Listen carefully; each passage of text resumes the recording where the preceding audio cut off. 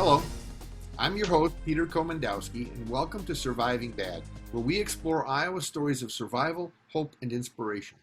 Today, we're going to talk about the risky business of protecting yourself and your children while exploring a world called the Internet. As young as 3 years of age, children are being allowed to use digital devices. We're learning that along with the many exciting opportunities digital technology and the Internet have opened for us, they have also exposed us and our children to risks. As parents and caregivers, we want to do our best to protect our children. Today's guest, Doug Jacobson from Iowa State University, is here to help us better understand how to manage these risks and protect our children. Doug, welcome to the show. Please tell us a little bit about yourself. Thank you, Peter. As Peter said, I'm a faculty member here at Iowa State University, been here for quite a while, and I work in the area of computer security. I've been working in that area since pretty much when the internet started. And I focus a lot on trying to bring the concept of security to the layperson. You tend to hear a lot of acronyms and buzzwords and all sorts of things that make the internet seem like this really mysterious place with all sorts of mysterious things going on. It's actually pretty simple. It really is modeled after some very simple concepts. And so we're going to try to peel those back and hopefully have you understand something about what you've been playing with for the last number of years. You know, Doug, I sort of love the attitude about it being simple. Yet I think for many parents, it's pretty scary. There is a huge divide between parents' competence with the digital universe and their children. How do you really help them navigate that chasm? Well, I think you play that to your advantage. I think that's a great opportunity for you to turn to your children and ask them. Don't feel ashamed to ask your student, how to make my remote work or how do I do this on my phone. That's a great way to connect and start that discussion with your student, with your child. Is help me understand how this new program, how this new thing works. How do I make my Roku work?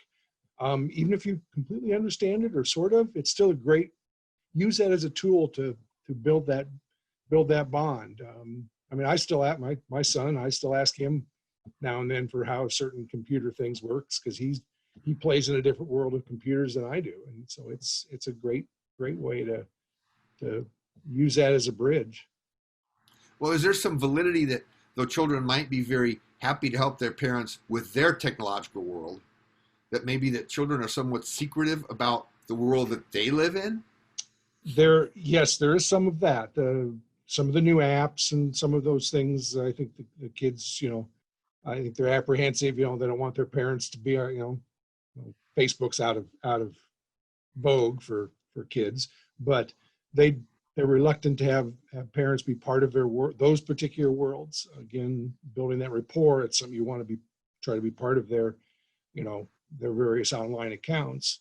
But again, treating it as this thing that you can focus around and talk about and show some interest in the potential apps they're using, have them show you, what they're seeing on Instagram or whatever sort of world that they happen to play in. So come at it from a curiosity standpoint, not from a, this is really potentially bad and I don't understand it and therefore I'm going to be the police force that's going to keep you from using it. If you show interest in, hey, this might be kind of a fun thing for me to understand, that builds that dialogue.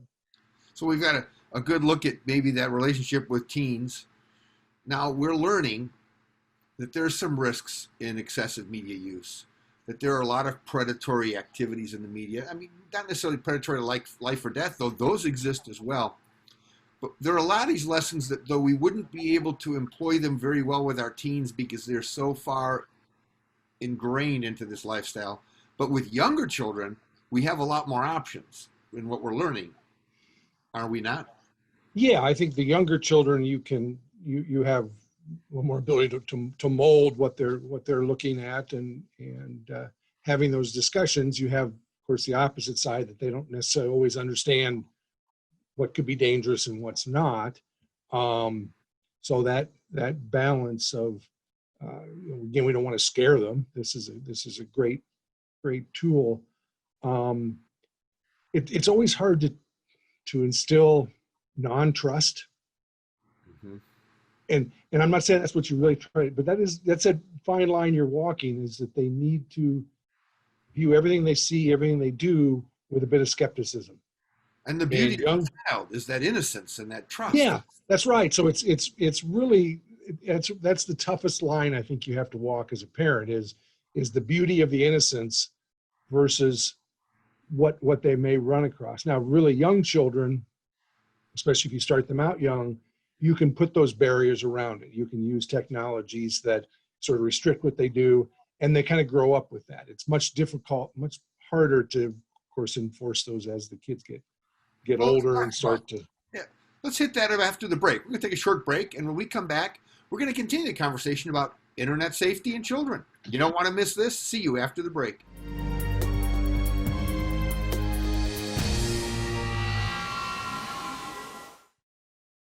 There are everyday actions to help prevent the spread of respiratory diseases. Wash your hands.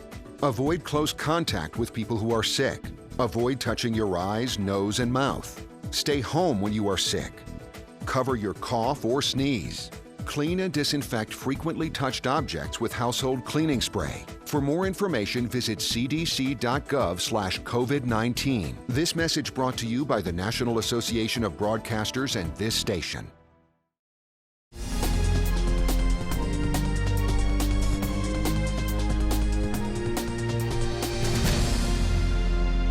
Welcome back. We're talking about computer and internet security and what you can do to protect your family. Doug, at the end of the first segment, we sort of talked a little bit about teenagers and younger kids. And it's difficult for a parent to navigate, say, different sets of rules for the youngest children in the household and the oldest, but you learn some lessons and you want to integrate rules. What about the concept of asking the older siblings for help to work with the younger children? They might be more open to that, and even maybe more conservative about what they teach those young children than the parents might be. Yeah, I think that's a great model. You again build that family dynamic around the internet is something that you can share together. And I think you're right. I think the older sibling, not only looking after their younger sibling and in a protective mode, might also think in their mind of the things they're doing. Is that something I really want my younger sibling to know I'm doing? Mm-hmm. So you may have a little bit of an effect of dampening some of the behavior of the older sibling. And again, it provides great discussion points with the family about the internet. And may actually let the older sibling open up a little bit and talk about some things they may have seen. And again, enter that dialogue, non-judgmental. What you don't want to get into a mode of if they, because you will run across things on the internet accidentally mm-hmm. without trying. You don't want to make that a punishment because they ran across something. You want them to feel like they can come to you because there's people, it's either accidental or there's people purposely trying to engage with others. And so you don't want to make that a penalty type of situation. I tend to look at computers as a tool, not unlike a hammer. And, a hammer can do good things or it can break things. But we've never ascribed the ability of a hammer to have intelligence. We don't give it intelligence. It's only the user. And yet we tend to ascribe intelligence to computers. Give us a little rundown on how computers really work and whether that's a major flaw in our thinking and how we work with these tools. Well, yeah, I mean, it's somewhat of a flaw. I mean, computers themselves only do what they are programmed to do. A human has written all this pretty code and allows everything to happen. So from that standpoint, the device itself is it's a pretty dumb box. What unfortunately we see happening is, that box is ours, and so we feel an attachment to it. The other thing is, as soon as we plug it into the internet, connect to the internet, what we've connected to is another human being on the other side, potentially. So the computer becomes a conduit to other intelligence. And so that's sometimes where we see the interaction, going bad, or things happening, is not because the computer's intelligent and is after you. It's there's somebody else somewhere else who is after you or after somebody. They may not be specifically after you, but they're out there to do bad things. So it's like a door into your house, your home, and your family. It opens a conduit or a door to a world outside the safety of the walls of your home. Yeah, you can consider you enter the internet, you're out into a whole new world.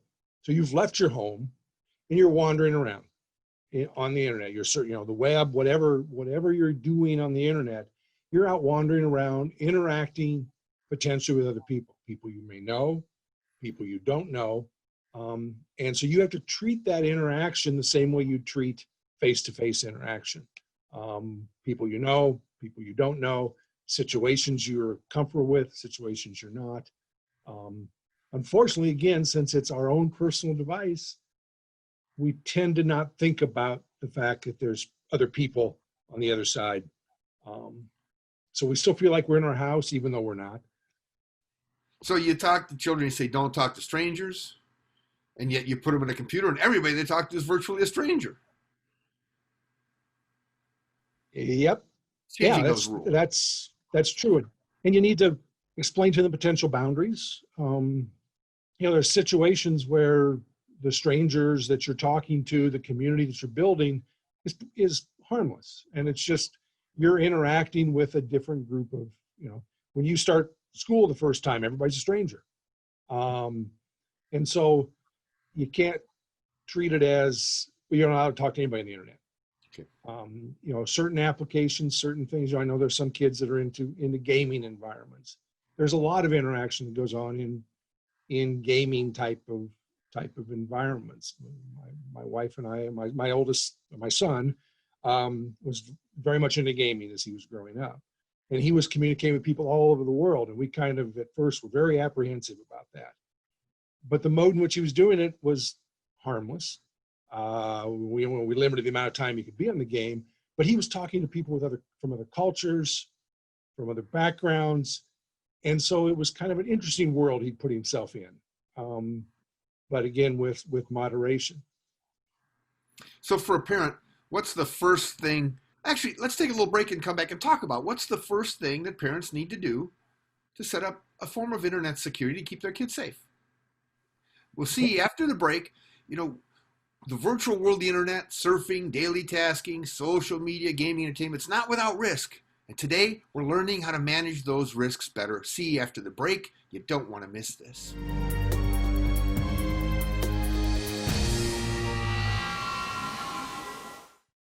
There are everyday actions to help prevent the spread of respiratory diseases. Wash your hands.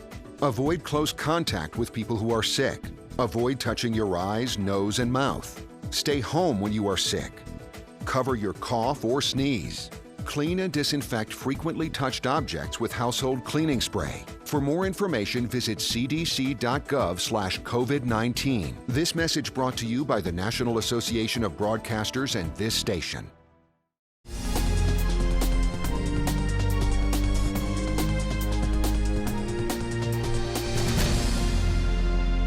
Welcome back to Surviving Bad.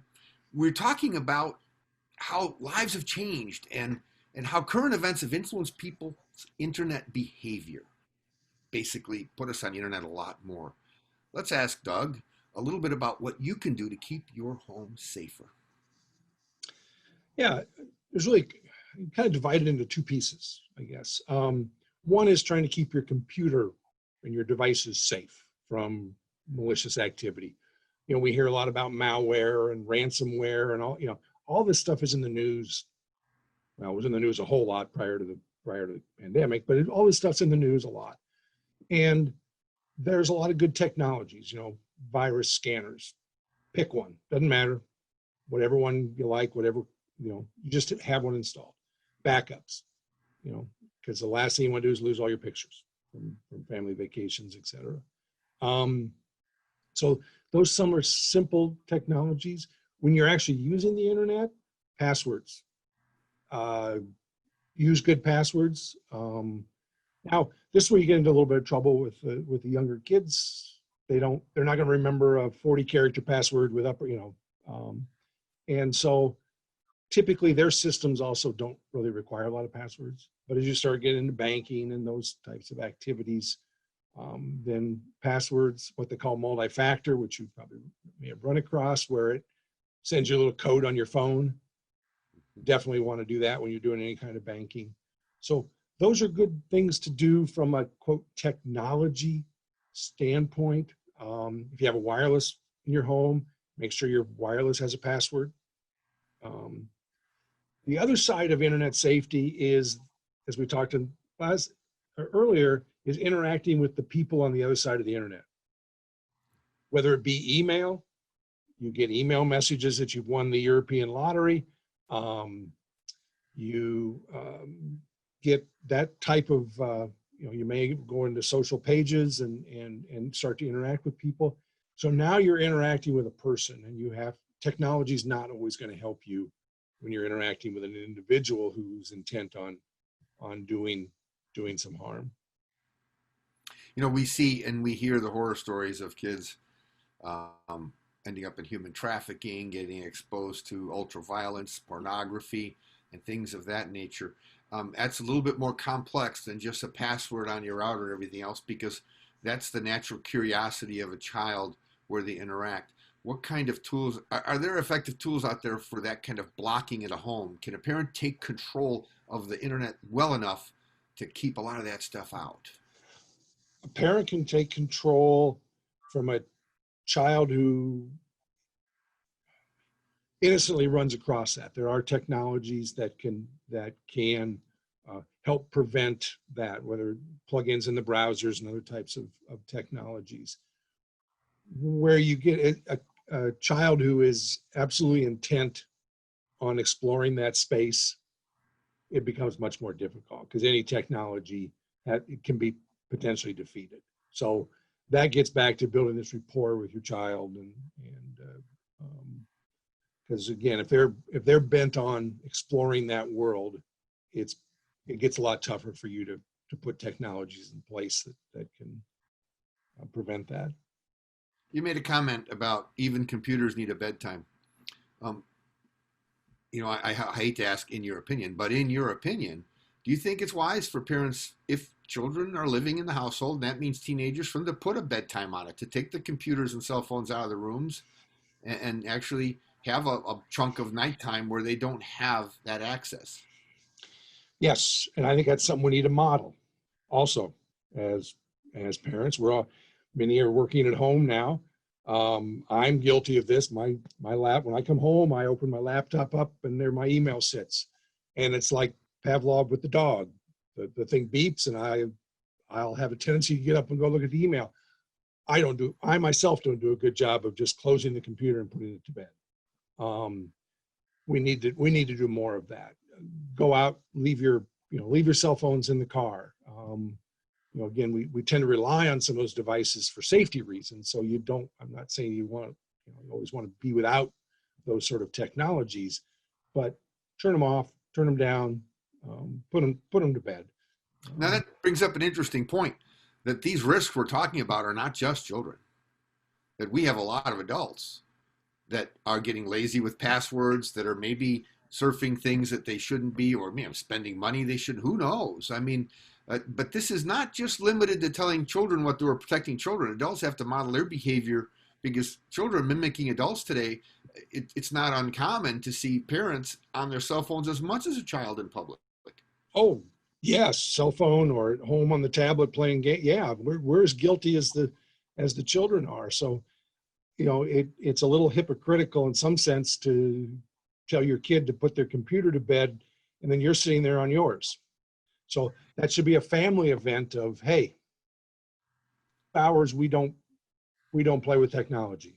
We're over a little over a decade into smartphones, not that long into really amazing computers. Do you think this technology caught our culture by surprise and is sort of out of control, and that we need to grab some of it back?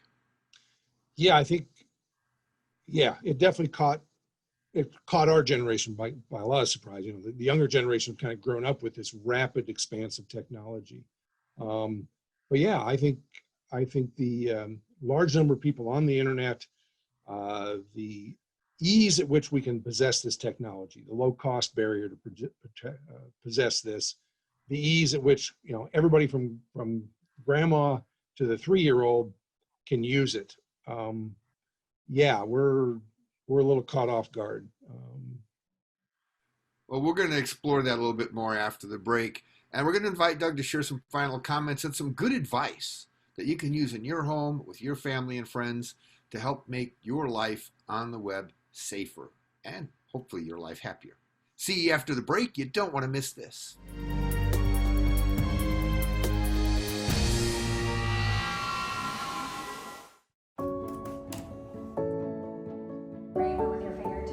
I don't know how we would have survived without Mediacom.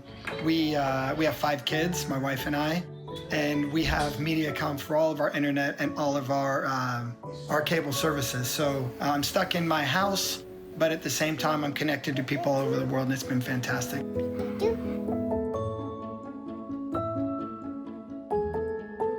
Thanks to Mediacom, I've had reliable internet to continue to work business as usual, that I can continue to provide for myself and my family.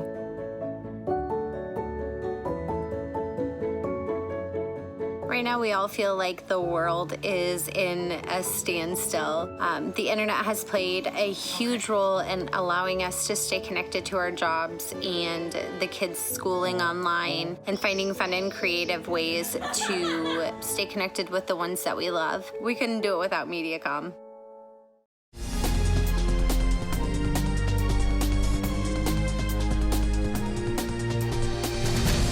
Talking about how life on the internet has come to the forefront in shaping our lives. Let's hear what advice Doug has for us using the internet and digital media. So several pieces of advice. We've mentioned a few of them. There's the technology side, which is actually kind of boring and mundane. Backups, good passwords, keep your software up to date. One of the things I like to tell people is if the computer asks you a question, you go online and it says, do you really want to do this? The computer's not asking you that because it's trying to annoy you or make your life hard. It's trying to protect you. So pay attention when the computer asks you, do you really want to do it? Because the answer typically is probably not. Then a couple things when you're interacting on the internet, a couple words of advice I like to give people of all ages. First of all, when you're posting something, ask yourself the question, would I want my grandma to read this? Or would I want my grandma to read my email? Anytime you're going to send something or do something, ask yourself that question. The other question I like to have people think to themselves is, if you're being asked something on the internet, ask yourself the question, if a stranger walked up to me and asked me that same thing, would I do it? If the answer is no, then you probably shouldn't do it online either. So you really need to take what you would do in real life and bring that into the digital world and behave the same way. You know, they have this concept, and I've loved it, whether it's a book called Surfing the Himalayas or a movie called The Midnight Sun, but the idea of surfing, you know, what a wonderful expression of freedom to surf on this, you know, the surface of this vast ocean of energy and power, something that just puts a human into context. Is it possible to surf safely? Is the very nature of surfing dangerous, or does it require maybe some social skills like parents doing it together with their children, where surfing isn't a purely individual action, but maybe a shared one, maybe like what video gaming is in these multiplayer role-playing games and things like that? Yeah, I think it is. I think, because again, just like when you're surfing, you don't want to get caught in a bad wave or riptide or something like that. Working with your children, being with your children, showing them things that they run across surfing, and also searching. You know, the students use searching a lot in classes to search the internet, helping them understand good search skills and what sort of keywords you put in there and what keywords you may want to avoid. and be able to intelligently look at what you get back and weigh everything with a little bit of grain of salt. So those are great learning opportunities to work with your children, and you're going to learn things yourself, because surfing is a fun thing to do, but boy, you can end up all over the place if you're not careful. Well, and that's, I think, that idea of searching. I've heard stories, maybe that there are search engines that are predatory, just looking for things they typically know that young children search on the internet. Yeah, there are. Yeah, and there are. We tend to try to fix these, but a lot of people will buy domain names that are close. When I was first in the internet security world, whitehouse.com was owned by a porn site. And so students would accidentally type in whitehouse.com instead of .gov and end up at a porn site. Now the government stepped in finally and, somehow managed to buy that site and take it away. But yeah, there are predatory activities that do take place out there. And so again, that's this whole idea of working with your children and making this a family event. The internet should be a thing that brings the family together. It's a great environment to explore together. So in short, whether surfing or searching, doing it together as a family can be a lot more fun, safer, and even more productive than doing it alone. Yeah. We tend to sometimes see the internet as an individual set of activities. There's no reason why it shouldn't be a family activity to, hey, let's go explore a country today by surfing the internet. That'd be a fun thing to do. Lots of pictures and geographics and all those sorts of things about it. So let's go explore Norway this afternoon, and turn it into a fun activity.